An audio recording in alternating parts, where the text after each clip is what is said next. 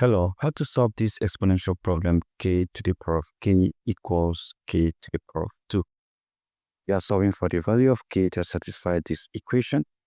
Now, if you consider this identity a power x equals a power y, just because the bases are the same, you can compare the exponent. That means x equals y. So, applying the same identity here, since the bases are the same, you can compare the exponent. You have k equals 2. So if k equals 2, this is just one of the solutions, because there is another solution that we need to solve for. Now, you have k power k equals k power 2. So what I can do will be to apply natural log. I have natural log of k power k equals natural log of k power 2. And if you have natural log of a to the power of b, this is p times natural log a. So we are going to have k times natural log k equals 2 times natural log k. So what this simply means is that I can move this over here. I have k times natural log k minus 2 times natural log k equals 0. So right now I can factor out natural log k because it's common. And if you divide that here, you have k minus divide this here, you have 2 equals 0. So from here, I have natural log k equals 0 and also k minus 2 equals 0. So right here, if natural log k equals 0, you can solve for log k. I have e power natural log k equals e power 0. E eliminate natural log k or natural log. That means k equals e power 0 and e power 0 is 1. Now for this other one here, I can solve for k by moving this over here. This will be k equals 2. If k minus 2 equals 0, that means k equals 2. So this is the two values that we have gotten using this natural log method. I can also decide to solve this quite in a different way. I can divide this by k power 2 and divide this by k power 2. Right? K power 2 will divide k power 2. So I have k power k divided by k power 2 equals 1. Right? So if you have a power n divided by a power m, this will give you a power n minus m. So what you are going to do will be to apply this same identity right here.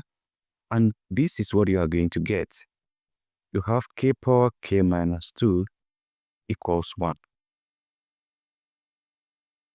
So how will you solve this exponential problem? You see, go back to the same natural log. Have natural log of k power k minus 2 equals natural log 1. Now remember, natural log a power p is p times natural log a. So what we are going to have right here will be the k minus 2 will multiply natural log k, and this equals natural log 1. So guys, what I want you to know is that the natural log 1 is 0. So natural log of 1 is 0. And having that in mind, you have k minus 2 times natural log k equals 0. So right here, you can have k minus 2 equals 0 and natural log k equals 0. Now, if k minus 2 equals 0, you can easily solve for k by moving this over here. You have k equals 2. That is the first solution that we also had that time. And to solve for the other value of k, you make use of e. You have e power natural log k equals e power 0. E eliminates natural log. And what you have is k equals e power 0. And k equals e to the power of 0 is 1. So you have these two values for k, 0, 1, and 2. In all these methods, you have two values for k. And the good thing is that this is raised to the power of 2. That is why the highest power here is 2. That is why we are having two values. So we can easily check for the two values. My first value here, k1, is 2. My second value here, k2, is 1. And the question remains k power k equals k power 2. So what I'm going to do will be to insert this value for k. I'll have 2 power 2 equals 1 power 2.